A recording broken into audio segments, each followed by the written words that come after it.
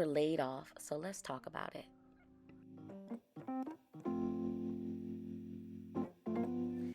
Hi, welcome back to the Elliott channel. I'm Brandis. I'm Tirell. And we're the Elliott fam. Yeah.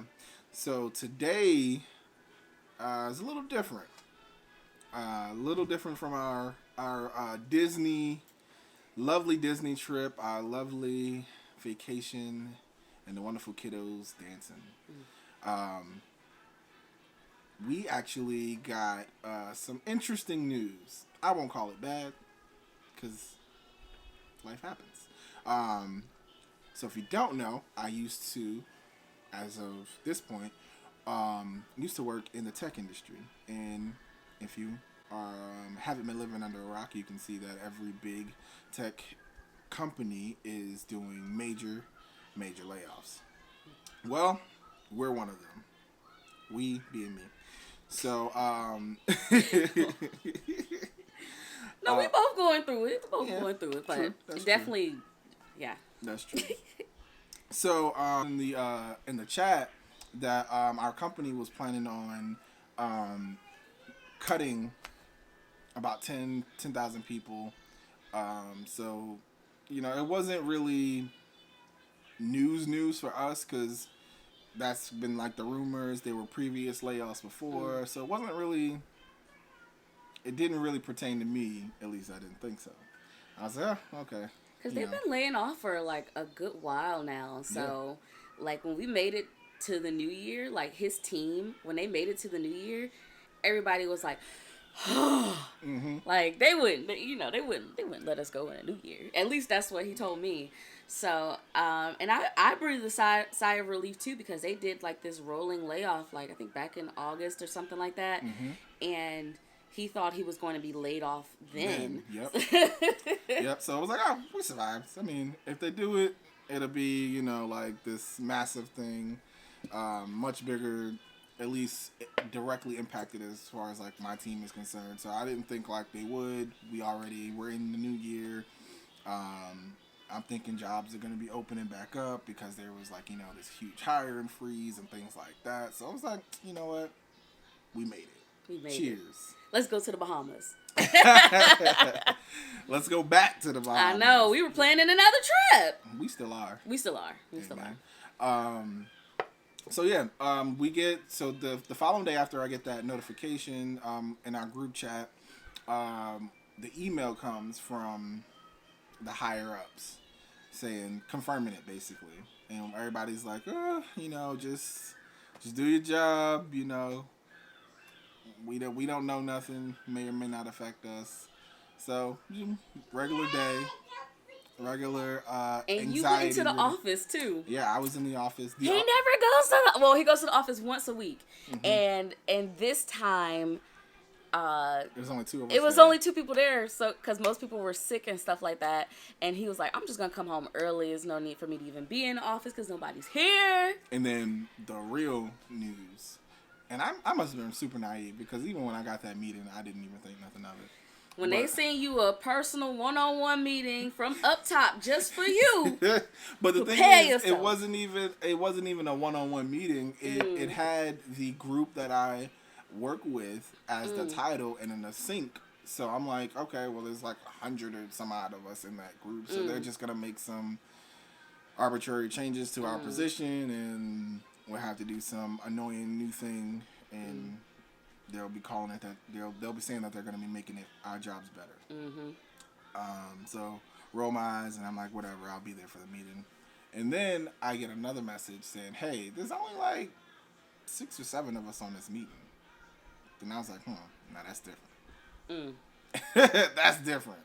And then that's when the messages started to fly, and back channel chat started happening, and then you're like, okay, well, say my farewells now, I guess. Yeah. Because obviously something is happening, and then started getting word from other people, and we were one of the first groups to have the talk at 12 o'clock that Wednesday on January 18th. Sad face. Fresh off Martin Luther King. Fresh off. Fresh off. It's not our first rodeo with layoffs, though. No, not at all. Not at all. I think between the two of us, I think we counted like 6 layoffs from different companies, big, small, whatever. And from different industries too. So from 2014 until now, I feel like we've had a layoff at least every 2 years. You go through 6 layoffs. I can see it coming a mile away. That realignment. Pivoting, adjusting. Higher ups can't seem to get it right. People that's been there for a long time just start disappearing. All those things. So yeah, saw it coming. Obviously, but I'm at one of the biggest companies globally. So I'm like, this is a layoff I will gladly take, because it's not like a mom and pop shop. They're not going to just They'll make sure you're going to land at least okay. Expected, but still shocking. Like, oh crap, it's me. You're out. All right. But because we've been part of some layoffs that didn't give us anything. Oh, absolutely. When we were and cut then ties. And then those, for me at least, because this is probably the biggest company I've ever worked for. So for me, with them other companies, I saw the writing on the wall. So I had another job already. I feel like with smaller companies, it's easier to see like that. We both have businesses. Queen City Junk Removal. So my husband has QueenCityJunkRemoval.com on everything. Queen City Junk Removal, Queen City Junk Removal Cash App, Instagram, Facebook, YouTube. Wherever you can find it. Wherever you can find it. But that's like I feel like a lot of people crap on some people who now have an entrepreneur mindset. I don't think everybody needs to be an entrepreneur. But I feel like the reason a lot of people are turning their hobbies into their business is because they're like, shoot, if I'm going to work 24/7, it might as well be for myself. Right. If it goes under, it goes under. I feel like this is entrepreneurship is no more or no less guaranteed than your position with the company. That is 100% true.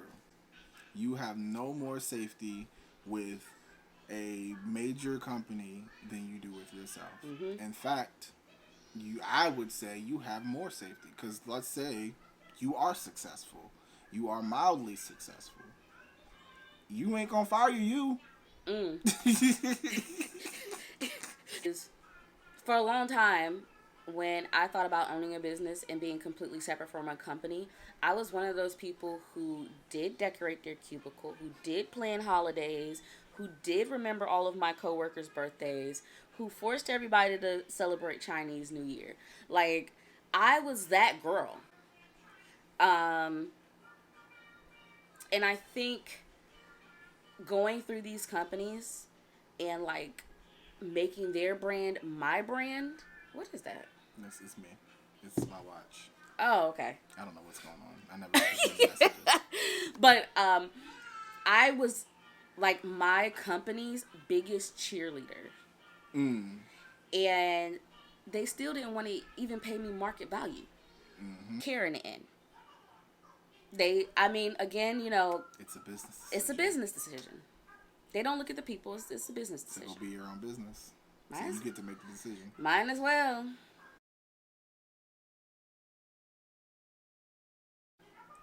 And that's where we're at. That's where we are. Moving forward, you'll see a lot more of me, I guess. A junk removal business, and I have content creating. So we have been able to kind of build up, luckily in this season and this time of being laid off, we were able to kind of build up different streams of income. And that's a real blessing. We really went hard last year for our businesses, and we definitely saw the fruits of our labor. So we're not high and dry. And let me tell you, be careful what you put on your vision board. His vision board literally says, "Quit my job." Plus Tirell, he's not really a corporate baddie anyway. Like me, I'm a corporate girl. Okay, you know I'm a corporate girl. He never liked corporate anyway. He's the type of person that needs to own his own business because he ain't never liked corporate. Corporate is the easiest, like, to me, the least stressful compared to being in, like, customer service and stuff. Put me on the phone. But you Can I talk to your manager? I ain't got one. I don't have one. I don't have one. Me and Tirell had a conversation of whether moving abroad was recession proof. And that's... Is that the one that didn't make it on the air? Yeah. Talk about on time. It's on time. We asked ourselves, like, I feel like at heart, me and Tirell are like nomads, and that's why we work really well together. I would leave today. We're like, sure. It's kind of irresponsible. We're parents now. We're somebody's parents now, so we gotta like think about it. I know. But if we didn't have kids, I feel like we'd be like in like Vietnam or something. Take these kids before your ass get locked up somewhere or get lost somewhere. So on this globe. So we have not like looked in deeply into like moving into another country yet, but I mean nothing is off the table, especially if our businesses can kind of be remote and automated, then that's different. Your boy is gone. But one of the reasons that we actually brought that up was because we just saw people like going overseas. I mean, even the female basketball players in America, they go overseas during their off season to escape, not a recession, but still to escape being financially under siege. But anywho, that's a different story for a different day. I would definitely consider living in a different... But yeah, I would definitely consider living in another country again. I think now is like... Not now, but like this season of life, I could see myself living abroad again. And it's been years since I even thought about living abroad. But that brings us back around to our businesses. So I am currently in the process of writing. Well, I wrote a book. Ayo, come on. I wrote a children's book about a little girl that goes abroad. That's all the details I'm going to give for now. Currently, I am working with an illustrator to illustrate my book. And that is a work in process. If anybody has gone through illustration in a children's book, and you're particular like me, especially like how I want the complexion and things like that to be, it can be a long process. It's a lot of back and forth, but the illustrator I'm working with is excellent. It took a while to find a good illustrator because some of them are just not it. Like I think some of the people on Fiverr really be like frauds, because I'm absolutely. I don't know how I'm gonna get my $50 back, but that's what I get for being cheap. Do not, if you're writing a children's book, do not be cheap.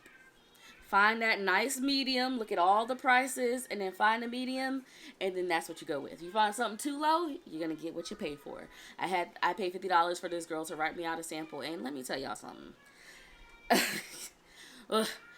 I could have did it myself. I could have saved my $50, but it's been such a fun process. I'm looking forward to seeing it all come together so far. I think that we need... the total amount of pages is going to be around 24 pages. And I think 17 of those pages are going to be illustrated. So we got 5 done. That's where we are. We're at 5. And, but I'm excited. That's just, another thing that we kind of laid in the ground, or seed we planted last year. and it's starting to blossom and bloom a little bit. So, yeah, end of an era for sure. Definitely felt that way. Would you go back into tech? No. If you had to. No. Get somebody else to do it. Get somebody else. Yeah. But I'm excited about this year. We did a vision board on Canva. If you guys are interested in how we did a vision board, maybe we could do like a tutorial and show you guys our vision boards and how we put it together. And it works because we already hit some of our goals on our vision board, so we had to replace those goals with new goals. Mm-hmm. And then it's also been important, like, I think we set the tone of like how our day is gonna go. We're like, we already had like a pretty strict routine because we work from home with a baby, and you gotta have a strict routine with that. Mm-hmm. But now it's even stricter, like what our day looks like when we're incorporating our business. We set a financial goal and we set a vacation goal, mm-hmm. and I wholeheartedly believe that we'll be fine. I think we'll be okay. Yeah, we're gonna be fine. Yeah. We got a lot of hard work ahead of us, and we just gotta hit the ground running. Even before this, we was running like we were 100 miles an hour before we knew this or before we found out about this. Yeah, and we only went faster. Yeah. So now it's time to go lay down for a little bit. Keep pushing that growth. Yeah. And somebody else will be delivering their news.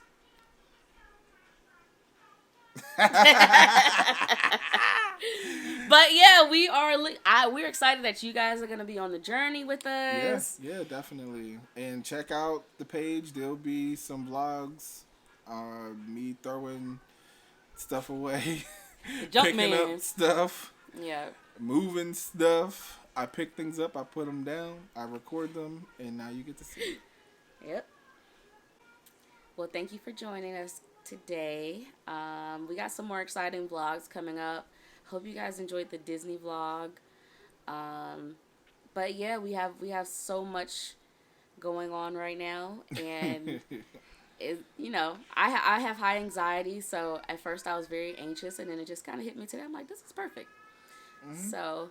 Yeah, and leave a comment. If you experienced the layoff, whether it was in the tech industry, whether you were whatever industry you work in, if you're experiencing it, and what's your plan? What are you doing?